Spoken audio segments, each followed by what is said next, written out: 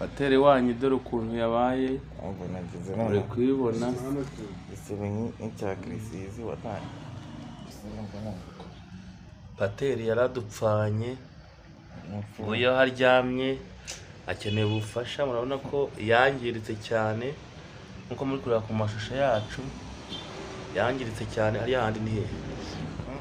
Ahandi wangiritse cyane hano. Muri ukuntu yabaye, dore nguwo Pateri wanyu ukuntu yabaye, yangiritse cyane, yaravuye mu mubiri, ariko Imana yakinze akaboko.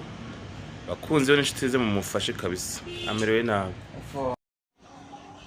umva inshuti zanjye mu nkunda nkeneye ubufasha bwanyu, dore merewe nabi, nari mvuyemo ubuzima da.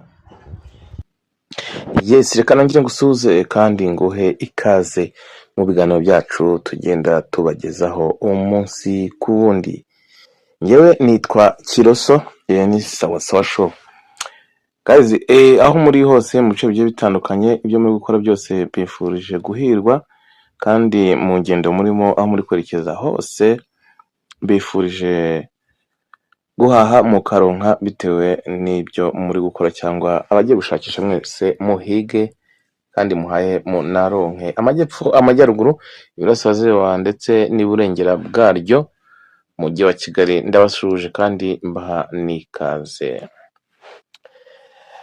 Guys, impamvu rero nkoze ngiye gukora iyi nkuru nuko ni inkuru itunguranye, kandi inkuru y'impanuka cyangwa inkuru idasanzwe kandi itunguranye. Aba ari ibintu biba byoroshye, niyo mpamvu mvuze nteka nyiri kodinga nyine nyikore iyi nkuru, ko nanjye byambabaje cyane kabisa. Hari abantu bataherukaga kunyumva cyangwa kumbona mu biganiro bya Sawasawa, ariko mba ndi mu tundi tuntu, ariko murabizi ndabakunda cyane, kandi murabizi ngomba kujya mbagezaho iziba zitandukanye, izandani nkazibagezaho gatanu ku kandi vuba cyane. Ndimo ndagaruka mu kazi neza cyane. Rero ubu ngubu turacyari muri celebration y'ibyishimo by'ikipe yacu Amavubi, yaraye yiseguye agakipe k'abazungu, iragahana, ikagira binezero. Twese twishimye kandi byandushimishije. Ibyishimo twaherukaga kera cyane mu myaka myinshi ishize, ariko twongeye turabibona. Okay guys, rero ntago ndi butinde. Ejo zari tariki 27, bukurikiye bwabyo zari n'esheshatu, ariko mu ijoro ryo ku itariki 27, ubwo ngubwo 26 rishyira kuri 27, ubwo hari nijoro,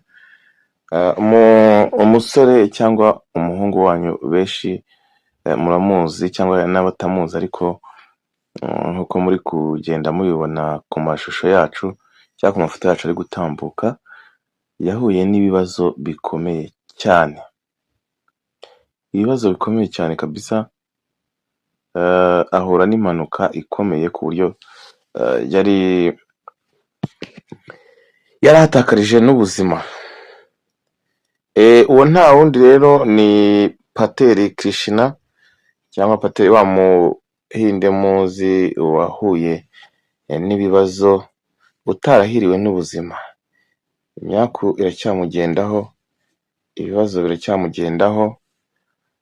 Hari umuntu waciye umugani mu Kinyarwanda avuga ati gahinda we ryama nashashe. Rero nkuko nari kubabwira, Pateri ejo bundi yahuye n'ibibazo bikomeye cyane. Yakoze impanuka ikomeye iteye ubwoba, ku buryo yari asize ubuzima, nawe yarangiritse bikomeye cyane. Uti byagenze gute rero? Ntabwo ndi buze gutinda Ah, ndarasa ku ntego kuko nanjye narabibonye, nanjye ndi mu bantu bamutabaye, ndi no mu bantu bamusuye. Mutaza kumva ndi kuvuga gutya rero cyangwa muri kubona amafoto ari gutambuka n'akavideo mukavuga ngo wenda ndi kumushinyagurira, ahubwo ndi kumutabariza. Pateri ubuzima bwe buri mu kaga. Icya mbere arakinnye, icya kabiri yarangiritse, icya gatatu nta kwitabwaho afite, arakomerewe, nta epfo nta ruguru, arakomerewe. Ku bantu bagira umutima ukunda, ku bantu bagira umutima ufasha, imibare ndaza kuyishyira kuyipiningaho. Hari ukuntu tujya dusabira abantu wenda ubufasha cyangwa tujya tuvuga ibintu bakavuga ngo ni twebwe yitwara. Nimero ndayipiningaho ku kiganiro muze kumuvugisha. Guys, ntabatindiye rero, Pateri mu ijoro ku itariki 26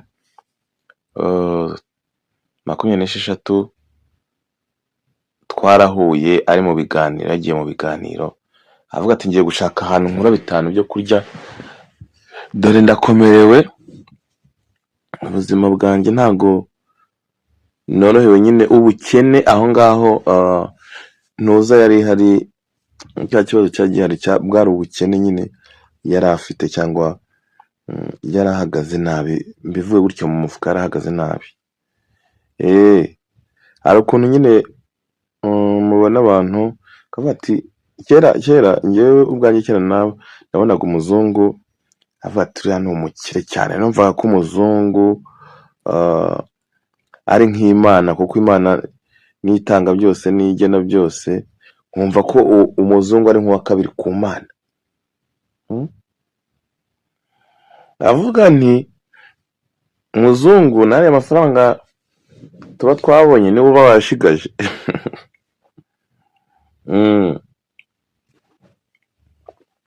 Nkumva ko ari we utugenera cyangwa dufata ku mafaranga yasigaye, nkumva ko umuzungu afite byose.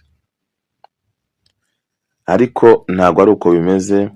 Za ntekerezo z'abana cyangwa za ntekerezo zacu zo mu cyaro, kwari uko nyine, ntabwo mwandenganya kuko namwe murabizi niko byabaga bimeze. Ndabyibuka kera nkiba mu cyaro, epfo ya za Nyamagabe, nkiba mu cyaro nabonaga abazungu batambutse, nkajya basaba nyine kwa kundi kwacu, yatambuka ati give me money.